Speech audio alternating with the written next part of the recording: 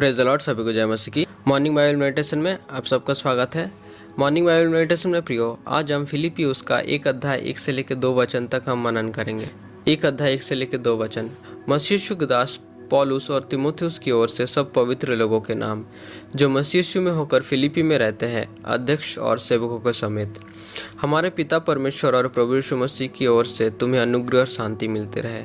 परमेश्वर के नाम की महिमा हो। प्रियो, जब हम फिलिपी 1 को अध्ययन करते हैं तो हम रूपरेखा के अनुसार हम 4 बातें इस 1 में पाते हैं। पहला, फिलिपी 1 से लेकर 2 वचन हम देख पाते हैं कि लेखक जिन्हें उद्देश्य करके ये पत्री को लिख रहे हैं उनके बारे में। दूसरा, फिलिपी 1 से लेकर 11 वचन तक प्रेरित पौलुस फिलिपी के सारे विश्वासी लोगों की ओर से धन्यवाद और प्रार्थना करते हैं। तीसरा, फिलिपी 1 से लेकर 18 वचन तक, जहाँ पर प्रेरित पौलुस सुसमाचार के विस्तार पर ध्यान देते हैं। और चौथा, फिलिपी 19 से लेकर 30 वचन तक हम पाते हैं कि प्रेरित पौलुस इस बात पर बल देते हैं कि एक विश्वासी के लिए जीवित रहना मसीह है और मर जाना लाभ है, तथा प्रेरित पौलुस इस बात को भी समझाते हैं कि विश्वासी को किस प्रकार से जीवन जीना चाहिए, उसका जीवन शैली किस प्रकार से होना चाहिए। तो प्रियो, विशेष करके रूपरेखा के अनुसार ये 4 बातें हम 1 में पाते हैं। तो आइए हम 1 से लेकर 2 वचन तक हम मनन करें। मसीह यीशु के दास पौलुस और तीमुथियुस। प्रियो, हम देख पाते हैं कि यहाँ पर प्रेरित पौलुस तीमुथियुस के नाम को भी लेते हैं।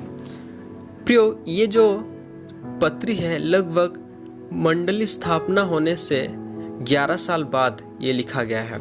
जैसे कि ये पत्री प्रेरित पौलुस रोम के बंदी गृह से फिलिपी के सारे विश्वासी लोगों को लिख रहे थे, और प्रेरित पौलुस को अच्छे तरीके से पता है कि प्रेरित पौलुस के बारे में वे लोग बहुत ही चिंतित थे, और प्रेरित पौलुस भी उनके हालचाल को जानना चाहते थे। इसलिए प्रेरित पौलुस तीमुथियुस को उनके सम्मुख भेजना चाहता था, ताकि तीमुथियुस उनके बारे में जाने और प्रेरित पौलुस को आकर उनके हर एक विषय के बारे में बात को बताए और उनको सांत्वना करे।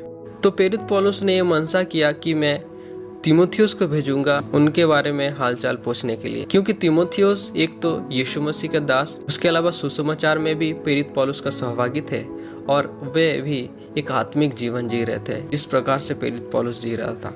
उसके अलावा प्रियो, लेखक 3 लोगों को उद्देश्य करके ये पत्री को लिख रहा है, पवित्र लोग, अध्यक्ष और सेवकों समेत। प्रियो, ये बात को प्रेरित पौलुस भी अच्छे तरीके से जानता था, और इसलिए एक नाम से पुकार रहे हैं, वो है पवित्र लोग। ये दर्शाता है प्रियो आत्मिक उन्नति के बारे में। ये दर्शाता है कि वे लोग आत्मिक उन्नति तथा पवित्र से चाल चल रहे थे, और ये उसका प्रकट है। तो प्रियो, उसके अलावा हम 2 वचन में हम पाते हैं, हमारे पिता परमेश्वर और प्रभु यीशु मसीह की ओर से तुम्हें अनुग्रह और शांति मिलती रहे।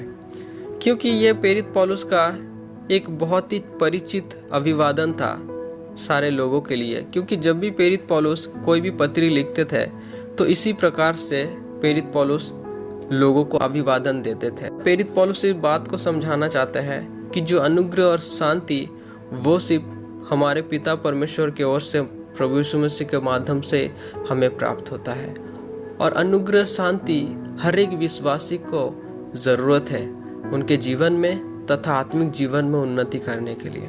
तो प्रियो, आज हम फिलिपी उसका 1 से लेकर 2 वचन तक देखें। तो परमेश्वर हम सबको सहायता मदद करे। परमेश्वर के नाम की महिमा हो। धन्यवाद।